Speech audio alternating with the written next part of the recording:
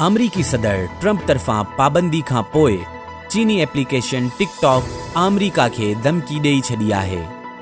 परॾेही मीडिया मूजिबि चीनी एप्लीकेशन टिकटॉक जे मालिक कंपनी पंहिंजे बयान में अमरीकी सदर जी पाबंदी जे एग्ज़िक्यूटिव आर्डर ते हैरानगी जो इज़हार कंदे अमरीका जे ख़िलाफ़ क़ानूनी कार्रवाई जी धमकी ॾिनी आहे।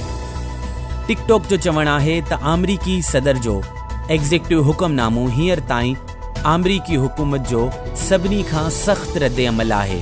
एग्ज़िक्यूटिव आर्डर नामालूम रिपोर्टनि जी बुनियाद ते जारी कयो वियो, जंहिंमें इन जो ज़िक्र ई नाहे। कंपनीअ जो चवणु हो त असां इन ॻाल्हि खे वाज़े करे चुका आहियूं त टिकटॉक ते कॾहिं चीनी हुकूमत खां सार्फ़िन खे डेटा शेयर नाहे कयो वियो ऐं न ई हुकूमत जी दरख़्वास्त ते कंहिं मवाद खे सेंसर कयो वियो। टिकटॉक जो इन हवाले सां चवणु आहे त असां क़ानूनी रस्ता इस्तेमालु कंदासीं ऐं इहो यकीनी बनाईंदासीं त क़ानून जी पासदारी क़ाइमु रहे।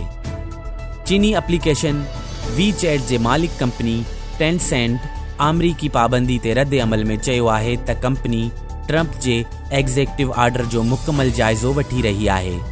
वाज़े रहे त अमरीकी सदर ट्रंप गुज़िरियल ॾींहुं एग्ज़िक्यूटिव आर्डर जे ज़रिए चीनी ऐप्स टिकटॉक ऐं वी चैट सां वापारी ॾे-वठ ते पाबंदी लागू कई हुई ऐं ॿिन्ही कंपनियुनि खे अमरीकी क़ौमी सलामती जे लाइ ख़तरो क़रार ॾिनो हो।